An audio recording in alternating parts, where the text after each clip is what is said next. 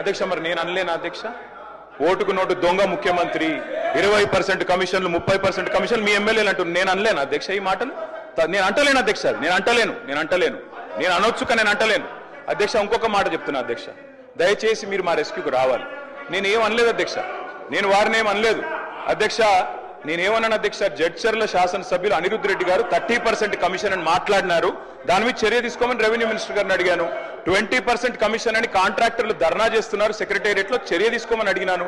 మరి నేను అనొచ్చు కదా అధ్యక్ష, పిసిసి అధ్యక్ష పదవిని 50 కోట్లకు కొనుక్కున్నాడు రేవంత్ రెడ్డి అని చెప్పి కోమటిరెడ్డి వెంకటరెడ్డి అనొచ్చు కదా అధ్యక్ష? అధ్యక్ష మరి నేను అనలేనా అధ్యక్ష? ఓటుకు నోటు దొంగ ముఖ్యమంత్రి, 20% కమిషన్లు, 30% కమిషన్లు మీ ఎమ్మెల్యేలు అంటున్నారు. నేను అనలేను అధ్యక్ష ఈ మాటలు? నేను అంటలేను అధ్యక్ష, నేను అంటలేను. నేను అనొచ్చు కానీ నేను అంటలేను అధ్యక్ష. ఇంకొక మాట చెప్తున్నా అధ్యక్ష, దయచేసి మీరు మా రెస్క్యూకి రావాలి. నేను ఏం అనలేదు అధ్యక్ష, నేను వారిని ఏం అనలేదు అధ్యక్ష.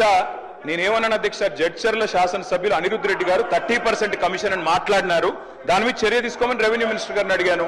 20% కమిషన్ అని కాంట్రాక్టర్లు ధర్నా చేస్తున్నారు సెక్రటేరియట్ లో, చర్య తీసుకోమని అడిగినాను.